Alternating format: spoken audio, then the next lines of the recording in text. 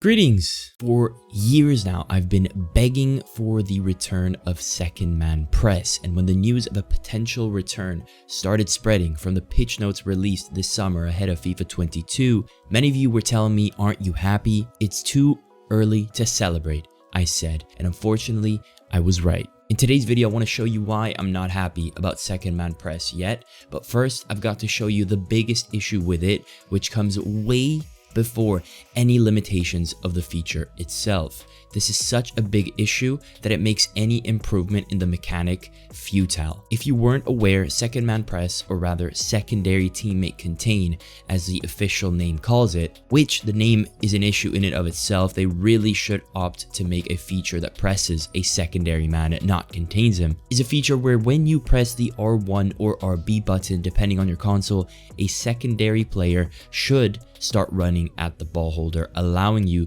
to defend with two players instead of one, and all of this opens up a bunch of possibilities to trap your opponent. As you can see now, the secondary icon we all know above players not selected is now even more important, as it not only symbolizes who you would switch to if you pressed L1 to switch, but also who would press or contain for you when holding down R1. Once you press R1, it turns green, which has been deemed kind of distracting for some people, and it empties out. And once it's fully empty, you won't be able to send that specific guy to press or contain for you, right? So there is a cooldown. Now the question is, what's the biggest problem? What is this limiting factor? And that is simple. To make this make sense, like it always has, the secondary icon should always be placed above the player closest to the ball, obviously excluding whoever you're already selecting. This is how it has always worked. I've used this feature for over a decade in multiple FIFA games before it was nerfed to the ground for no apparent reason, and this is muscle memory and timing deeply ingrained in my inputs. And if you don't believe me that oftentimes the secondary icon is misplaced horrendously, there are literally veteran pro players tweeting the same thing, and if that's not enough, even better, I'll show you. In this first example, as my opponent gets a goal kick, he passes it to the center of the field, and then he passes it to the wing. Now in this moment, we can see I'm selecting the center mid, and the second indicator is on my fullback, so this could be an okay time to press secondary teammate contain to push out my fullback while I cover the center and do two things at once. Well, that was my plan. As you can see, I do press secondary contain, but magically somehow the second indicator disappears from my fullback and it magically appears on the CM behind the CM I'm selecting. I have no idea how this is possible. This button, or sorry, this indicator should always be on top of the player closest to the ball other than whoever you're selecting. And as I do that, I end up pressing R1 without realizing that the thing disappeared, because I shouldn't have to keep track of it. It should be an instinctual thing that you understand wherever it is after lots of experience gathered.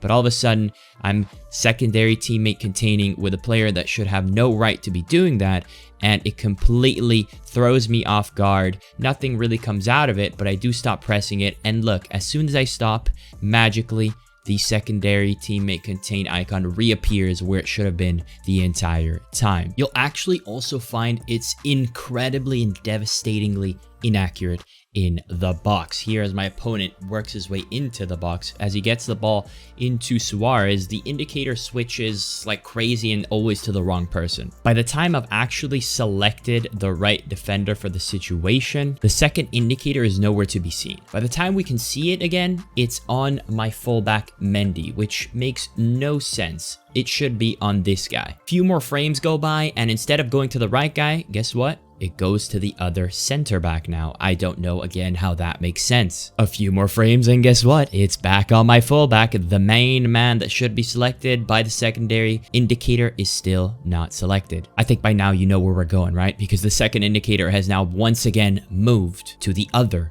defender instead of the actual guy closest to the ball other than who I'm selecting. From this point forward, it just stays on that guy and never allows me to have the second indicator on the proper man, which would have allowed me to double team and bet all my eggs on that basket. I was never able to use secondary teammate contain in this situation because I didn't want to let my most outer defender push forward and give him the chip through ball on the winger. I wanted to push out with the central center back because that's the other guy closest. That's the best double team I could have done there.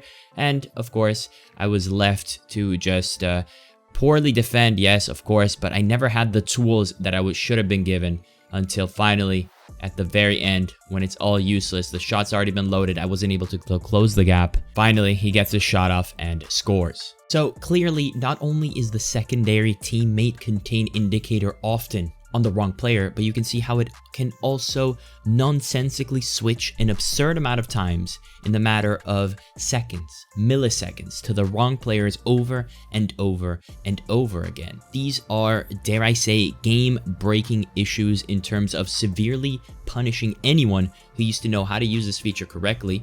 Because at the moment, for those players who know what that feature is and know when to implement and when they should implement, it's literally causing havoc when it shouldn't. It's an extra distraction that shouldn't exist. Which brings me to my feedback of the feature, assuming what I just mentioned was not an issue, and assuming that we actually had a functioning mechanic. My problem, looking past all these issues, is that it makes no sense how well people press based off defensive awareness, and even those with high defensive awareness, they don't even press that much. For all you realism lovers, that doesn't even make realistic sense, because plenty of low defensive awareness strikers play for high pressing teams and absolutely bolt towards defensive lines and pressure intensively. How fast someone presses should not be dictated by defensive awareness, because that is not defensive awareness. All players who press as a result of second man press, because it should be called second man press, should be bolting towards the man with the ball. That's how I feel, because at the end of the day, no matter how you want this game to be realistic, I still want to be